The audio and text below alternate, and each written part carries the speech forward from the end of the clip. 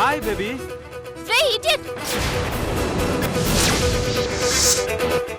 నా వెంట పడుతుంది వీళ్ళే కదూ.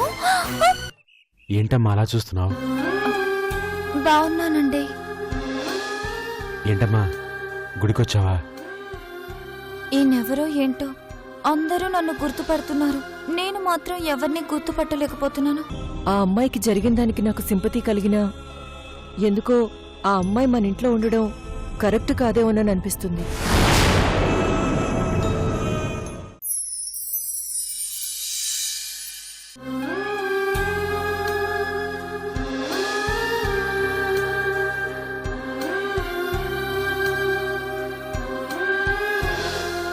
శిరీష గురించి ఇంకెక్కడెక్కడ వెతకాలో అర్థం కావట్లేదు. ఎవరి చేతికి చిక్కిందో, అసలు క్షేమంగా ఉందో లేదో కూడా తెలీదు. ఏం చెయ్యాలో అర్థం కావట్లేదు.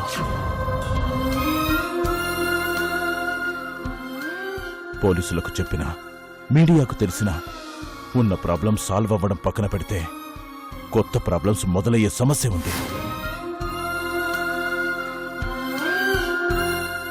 నా కూతురి కోసం తన జీవితాన్ని కష్టాల పాలు చేసుకుంది. శిరీష దొరుకుతుందన్న నమ్మకం పోతుందమ్మా. ఇంకెన్ని రోజులు నిన్ను బందీగా ఉంచాలి? నా గురించి ఆలోచించకండి, నేనెన్ని రోజులైనా ఉంటాను. శిరీష వచ్చేంతవరకు ఉంటాను. శిరీషని తన తల్లిదండ్రులకు కార్తీక్కో అప్పగించాలి. శిరీష తన ఆశయం నెరవేర్చుకోవడం నేను కళ్ళారా చూడాలి. అప్పుడు నా దారి నేను చూసుకోవాలి. జీవితంలో దెబ్బతిన్న ఆడపిల్లలు రాజీ పడుతూ ఎక్కడో ఒకచోట కాలం గడిపేస్తారు. కానీ నువ్వు ఒక మంచి పని కోసం కమిట్మెంట్తో, ఛాలెంజ్తో ధైర్యంగా ముందుకు వెళ్తున్నావు. హ్యాట్స్ ఆఫ్ తల్లి. ఒక్క విషయం గుర్తుపెట్టుకోండి అంకుల్, పొరపాటున మన శిరీష ఆ ధర్మతేజగాడికి దొరికితే తను శిరీష కాదు, మతిభ్రమించిన సంధ్య అని నమ్మిస్తాను. ఒకప్పటి సంధ్య జీవితం గురించి అందరికీ తెలుసు. ఎప్పుడూ పిచ్చిదానిలాగా రోడ్లు పట్టుకుని తిరుగుతుండేది. మళ్లీ సంధ్యకు పిచ్చి పట్టిందని చెప్పి శిరీషని నా వాళ్ల దగ్గరకు పంపించేసి ఏ ప్రమాదం లేకుండా కాపాడుకుంటాను. నేనిలా శిరీషలా మిగిలిపోతాను. శిరీషుని చంపడానికి శత్రువు ఎటు నుంచి కత్తి పట్టుకుని వచ్చినా ఆ కత్తికి బలైపోతాను. నేను శిరీష స్థానంలోకి రావడానికి కారణం అదే అనుకుంటాను. ఆ త్యాగంతో హాయిగా లోకాన్ని విడిచి వెళ్ళిపోతాను.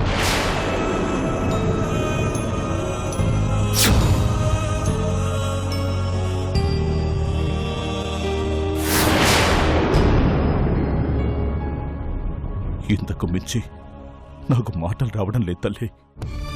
అంకుల్,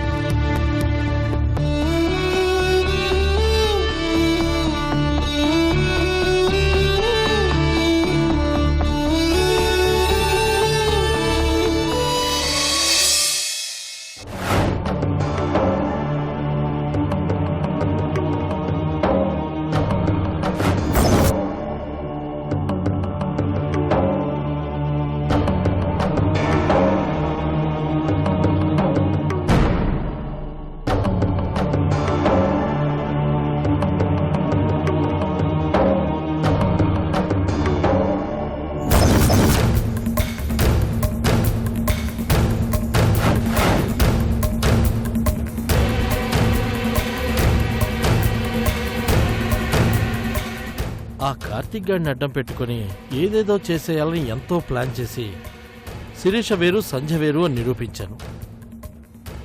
వాడేమో సినిమా మొత్తం చూసి సింపుల్గా వెళ్ళిపోయాడు. అంటే నేను వేసిన గలానికి వాడు తగలనట్టేనా?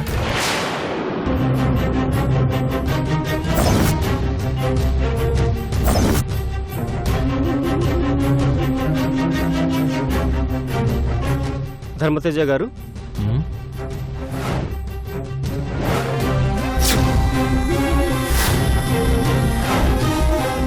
నిజంగా వచ్చావా లేక కలగంటున్నానా? అబ్బా నిజంగానే వచ్చాను. ఆ? ఆ? రా రా రా రా రా రా రా రా రా రా రా మెల్లిగా రా రా కూర్చో కూర్చో. నిన్న అలా వెళ్ళిపోయావేంటి నాన్న? ఒక నిజాన్ని భరించలేక అలా వెళ్ళిపోయాను. అలా అని ఆ నిజానికి భయపడి ఎన్ని రోజులు ఏడుస్తూ కూర్చుంటాను? Yes you are right. మీరు నాకు చేసిన సహాయానికి మీకు రుణపడి ఉంటాను. అంత మాట అన్నావేంటి నాన్న? లేదు సార్, మీరు నిజం నాకు చెప్పి నా కళ్ళు తెరిపించకపోయి ఉంటే ఆ సంధ్యనే శిరీష అనుకొని గుడ్డిగా నమ్ముతూ ఉండేవాణ్ణి. అది కరెక్టే. చెప్పండి సార్, మీరు ఏం చేయమంటే అది చేస్తాను. నాకు నా శిరీష ఎక్కడుందో తెలియాలి. వాళ్ళు క్రిమినల్స్ నాన్న, అంత తొందరగా వాళ్ళు బయటపడరు. ఒక పద్ధతి ప్రకారం మనం వెళ్ళాలి, సరేనా? అలాగే, మీరు వేసే ప్రతి ప్లాన్లో నేను భాగమవుతాను. ఎంత కష్టమైనా పోరాడతాను. Very good, this thing I want. ఆ సంధ్య నిజ స్వరూపం బయటపడాలి. నా శిరీష తన స్థానంలో మళ్ళీ కూర్చోవాలి. అదే నా ఎయిమ్. నీ పట్టుదల నాకు బాగా నచ్చింది. ఇదే ఫైర్తో ఉండు. ర్యాపిడ్ స్పీడ్తో రాకెట్ల వాళ్ళ మీదకి దూసుకెళ్దాం, నిజాలను బయట పెడదాం, సరేనా? సరే సార్. మొట్టమొదట మనం ఆ సంజయ్పై ప్రయోగించే బాణం ఏంటో తెలుసా? మీరిద్దరూ కలిసి కాపురం చెయ్యాలనే కాన్సెప్ట్. షాక్ అయ్యావు కదూ? ఆ సంజయ్ కూడా నీలాగే షాక్ అవుతుంది.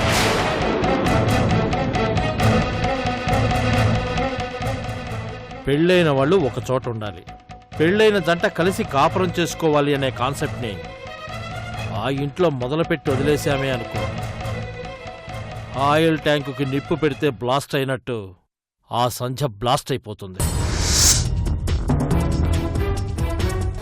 ట్రాక్ డెవలప్ చేస్తా, దానికి నువ్వు మెంటల్గా ప్రిపేర్ అయ్యి ఉండు.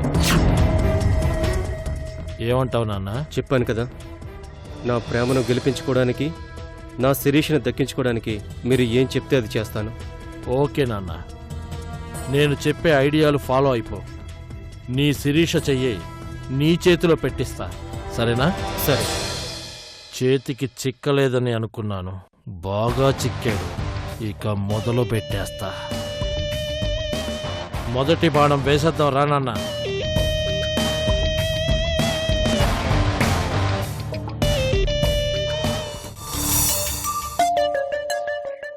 నువ్వు డబ్బులు బాగా పొదుపుగా వాడాలి. అవునవును, మీరు నన్ను పెళ్లి చేసుకున్నాక నేను చేసిన పొదుపును బట్టే మీరు ఇంత కోటీశ్వర్లు అయ్యారు. అది గుర్తుపెట్టుకోండి.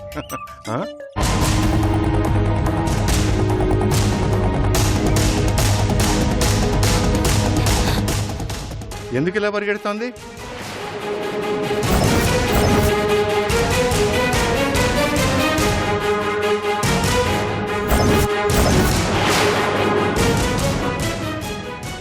పాపం ఆ అమ్మాయి కోసం అనుకుంటానండి. చూస్తే రౌడీ వెధవలా ఉన్నారు. అవును, దొరికిపోతుందేమో పాపం.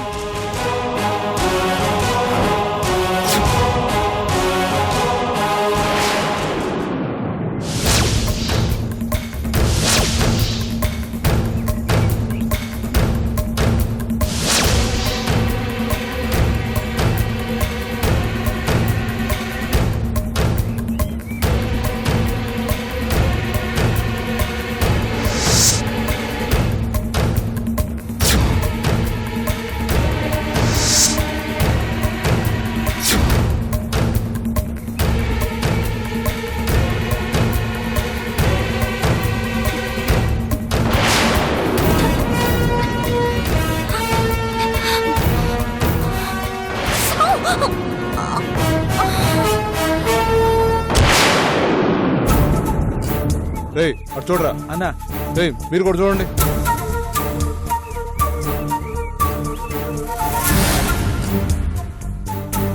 సరే పద వెళ్దాం. ఆ రౌడీ వెధవ ఇక్కడే చచ్చాడండి. దేవుడా, వీడి కంట పడకుండా తీసుకెళ్ళు స్వామి.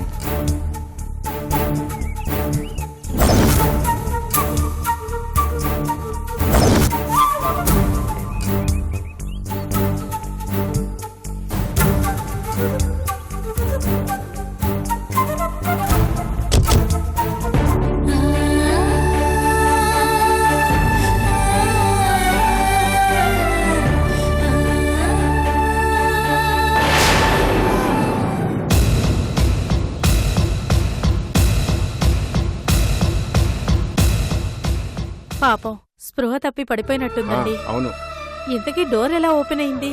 వాళ్ళ నుంచి సేవ్ అవ్వడం కోసం అనుకుంటాను. నేను లాక్ చేయడం మర్చిపోయాను. అవునా, మరి ఇప్పుడేం చేద్దాం? ముందు ఇంటికి తీసుకెళ్దాం. సరే పదండి.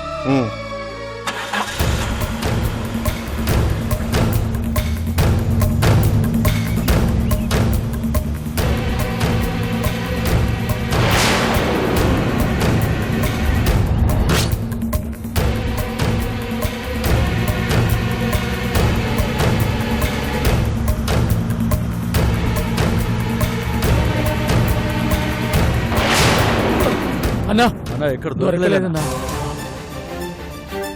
దేవుడు దానికి బాగా సపోర్ట్ చేస్తున్నాడు రా, లేకపోతే మన కళ్ళ ముందు నుంచి ఇన్నిసార్లు తప్పించుకుంటుందా. పదండ్రా.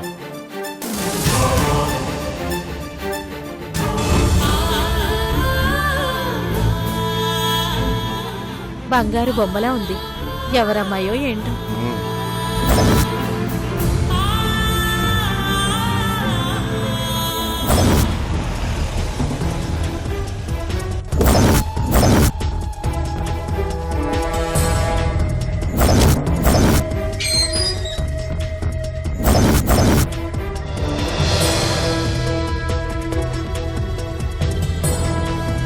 బావా, అమ్మా సుమతి, బావా, బావా.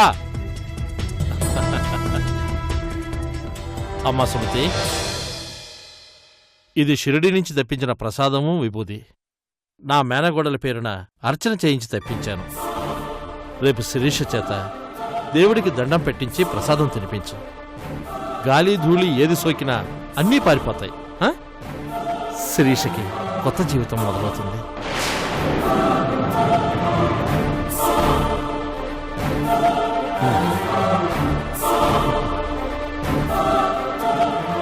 బావగారు, సమస్యను సమస్యలా వదిలేసినంతకాలం పెద్ద సమస్యగా మారిపోతుంది.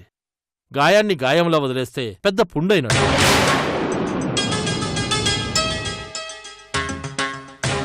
నిన్న మీకు మాట ఇచ్చిన ప్రకారం నా మేనగోడల జీవితం బాగుపడటానికి కావలసిన ఏర్పాట్లు చేసేశాను. కిరాతకుడైన నా కొడుక్కిచ్చి నా మేనగోడల జీవితం నాశనం అవటం కంటే ప్రేమించి పెళ్లి చేసుకున్న వాణ్ణి తీసుకొచ్చి కాపురం చేయించటమే మంచిది. అందుకే ఆ కార్తీక్ దగ్గరికెళ్ళి మాట్లాడొచ్చాను. ముందు నా మొహాన ఉమ్మేశాడు, తర్వాత చీపో అన్నాడు. నా బిడ్డలాంటి శిరీష కోసం ఎంతకు దిగజారినా పర్వాలేదనుకుని కార్తీక్ కాళ్ళు గడ్డాలు పట్టుకొని తీసుకొచ్చాను. నాన్నా కార్తీక్, నాన్నా కార్తీక్.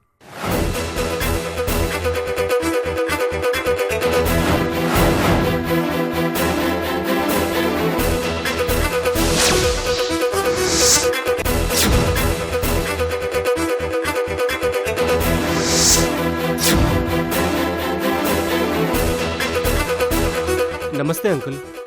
అబ్బబ్బబ్బబ్బబ్బబ్బా, ముత్యం లాంటి అల్లుడంటే నమ్మండి. ఈ రోజుల్లో కూడా ఇంత అమాయకుడు దొరకటం మీ అదృష్టం. మీ శిరీష చేసుకున్న ఎన్నో జన్మల పుణ్యం.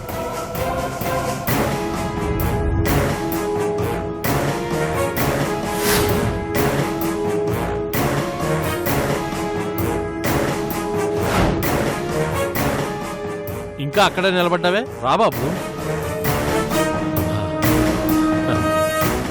ఇంకా ఆలస్యం చేయకుండా మాట్లాడాల్సిన మాటలు మాట్లాడేద్దాం. ఇద్దరిని ఎదురెదురుగా పెట్టి మాట్లాడిద్దాం. అమ్మా సుమతి, వెళ్ళి శిరీషను పిలువమ్మా. అలాగే అన్నయ్య. కూర్చో బాబు. సరే కూర్చో బాబు, కూర్చో బాబు. ముందు మీరు కూర్చోండి. కూర్చో బాబు, మీరు కూర్చోండి బావగారు.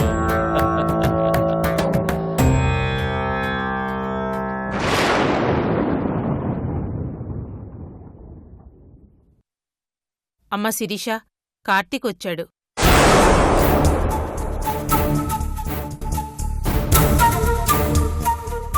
నాన్నగారు పిలుస్తున్నారు, రామ్మా.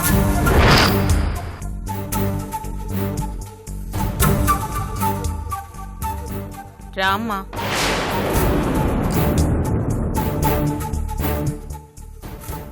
మా బావకి కొడుకైనా అల్లుడైనా నువ్వే. ఈ ఆస్తికి వారసుడివి నువ్వే. నాకు నా శిరీష కావాలి. ఆస్తులు అంతస్తులు అవసరం లేదు.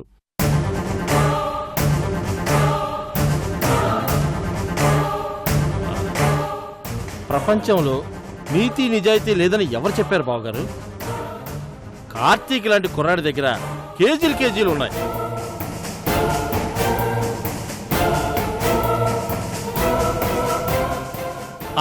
వచ్చేశారు, రండి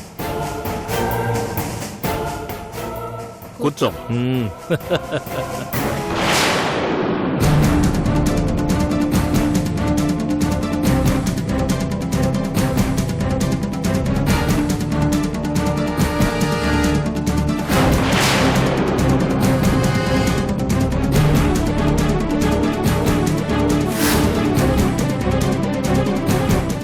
జరిగినవేవో జరిగిపోయాయి. ఇంత జరిగినా కార్తీక్ నువ్వే కావాలని వచ్చాడు. కార్తీక్తోనే నీ జీవితం సంతోషంగా ఉంటుంది.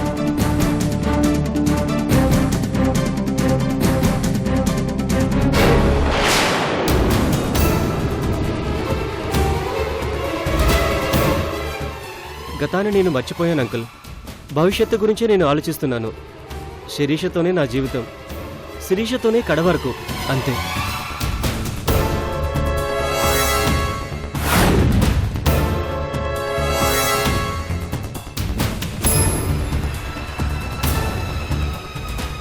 మీ అంత గొప్పగా చూసుకోకపోయినా ప్రేమగా మాత్రం చూసుకుంటాను.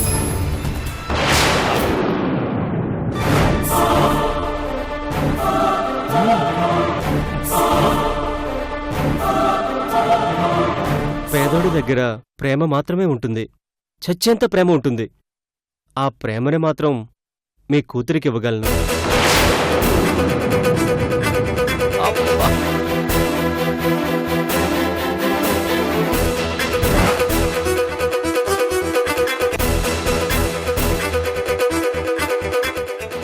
చాలు బాబు, చాలు. ఈ మాట చాలు. డబ్బుదేముంది? మా దగ్గర తరాలు తిన్నా తరగనంతుంది. ప్రేమగా ఉండే మనుషులు, ప్రేమించే మనుషులే మాకు కావాలి. మా శిరీష నువ్వు బాగా చూసుకుంటే మాకదే చాలు.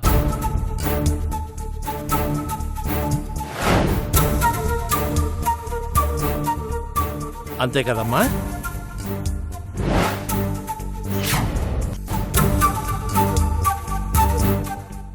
ఈ ఇల్లు పచ్చగా ఉండటం కోసం, కళకళలాడటం కోసం, నువ్వు మా శిరీష పిల్లాపాపలతో సుఖంగా ఉండటం కోసం నేను ఎలాంటి త్యాగానికైనా సిద్ధమే బాబు.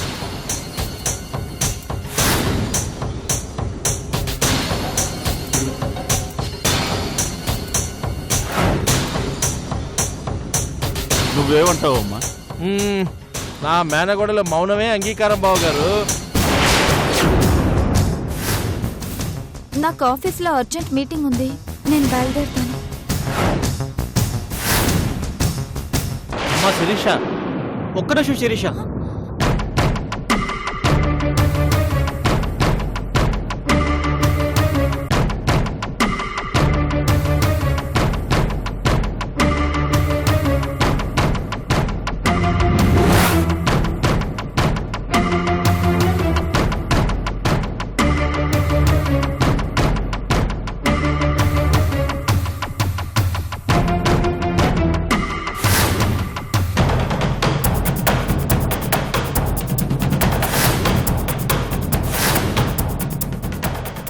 నువ్వంటే నాకు ప్రాణం. నేను నా ప్రాణంగా చూసుకుంటాను. ఈ చేయి ఎప్పటికీ విడిచిపెట్టను.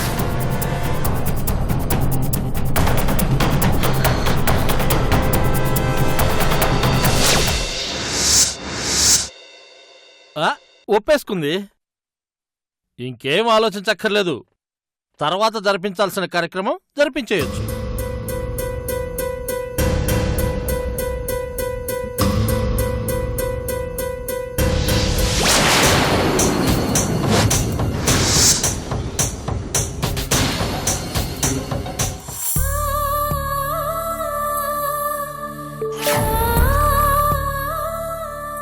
ధర్మతేజ మనపై యుద్ధం ప్రకటించాడంకుల్. తన కుడిభుజంగా కార్తీక్ నించుకున్నాడు. కార్తీక్కి నిజాలన్నీ చెప్పేశాడు. ఈరోజు డైరెక్ట్గా ఇంటికి తీసుకొచ్చి మేమిద్దరం కాపురం చెయ్యాలని లాక్ చేశాడు.